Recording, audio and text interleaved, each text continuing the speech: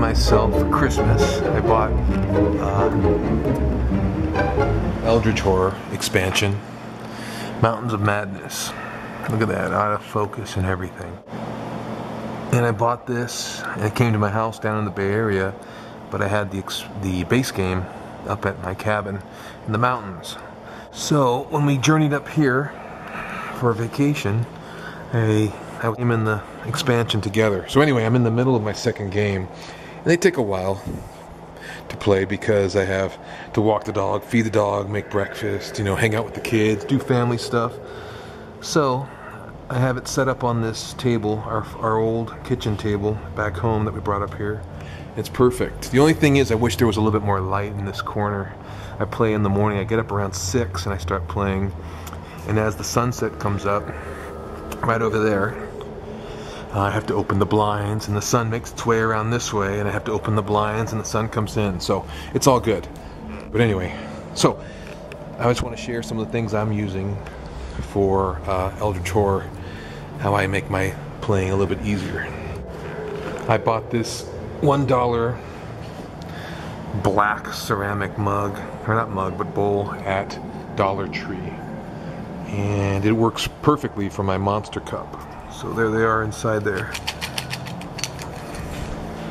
Okay.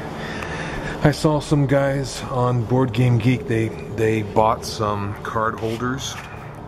And I've had some luck building things out of foam core for board games. So I decided to put together some card holders for this game. And the foam core I bought was at the Dollar Tree, and it's not the best. So as you can see, I did a really crappy job of cutting it. I don't mind, it's still functional. So the only thing is, I just didn't make enough. I didn't anticipate this many more cards with the expansion. But it's a great way to resolve. I know I've already done this one, but it's a great way to, you know, pick up a card, resolve it, and then just shove it in the back without having to pick up the deck each time. And I have, how many on this one? Let's see, 1, 2, 3, 4, 5, 6, 7, 8, and it's still not enough.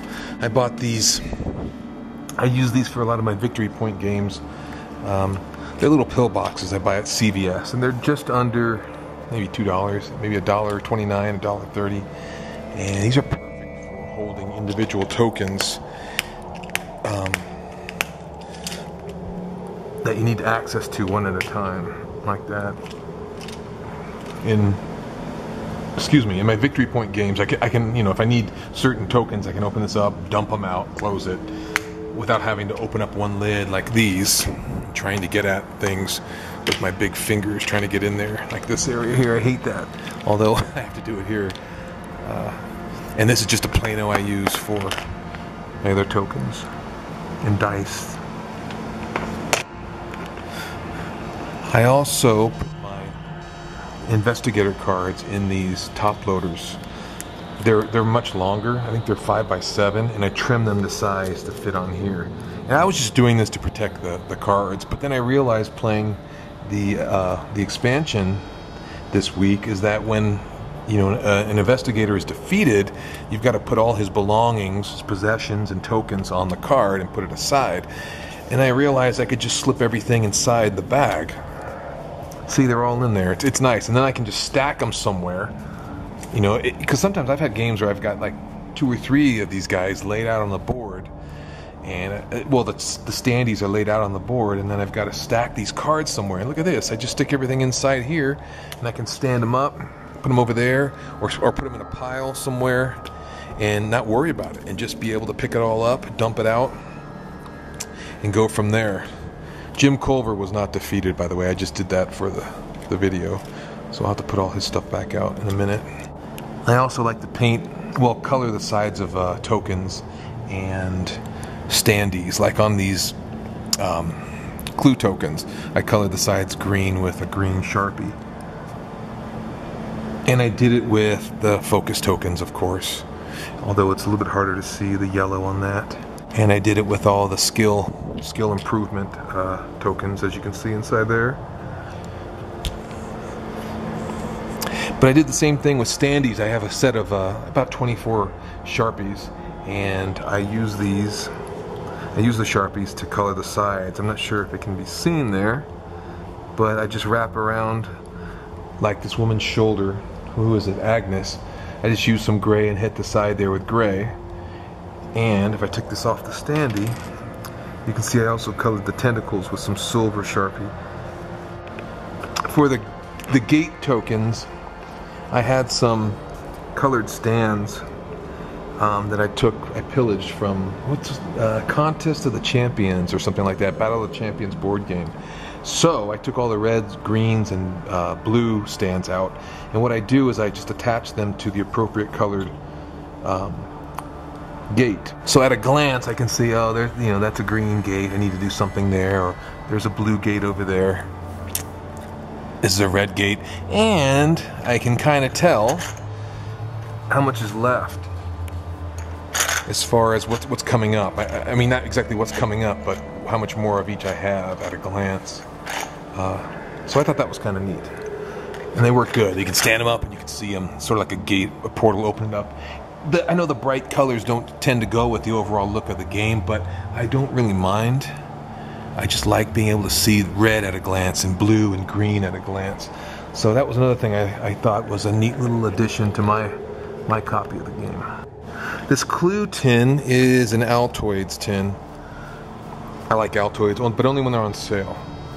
And I have some of these magnetic sticker strips, whatever they're called. So I printed this out, and I put it on like that. I have it this way, but I prefer it this way. And my daughter says it's on backwards, Dad. But I like it this way because I like putting up the lid and not being able to see when I draw up I usually do it with two hands, but when I draw up a Clue token. So I love this. It's a storage container and it's a dispenser of sorts. And when I discard tokens, I just put them in this little salsa container. Oh, the dice. These dice are little tiny dice I bought. I have way more than I need.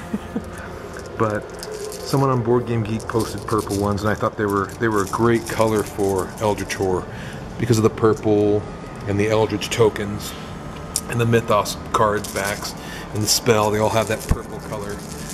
More than I need, but I like them because they're small, and you don't have these tumbling cubes on the board. You can chuck a handful in a small area and not worry too much about them knocking things over.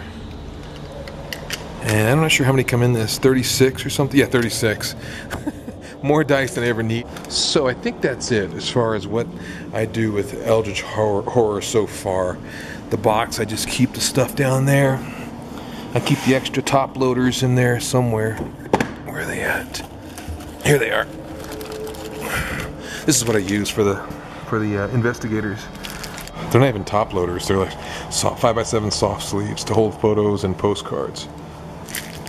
So anyway, I have a dice bag I bought, but it's too small for anything, really. I might put the dice in there at some point. Anyway, that's it. Enjoy your gaming. I'm loving this. It's fantastic. It's a little long to play, and it's a little bit to set up, but oh man, the story it tells, and the new cards, the new spells are amazing. The new investigators are incredible, and I'm enjoying it. And I hope you guys enjoy your games too. Have fun.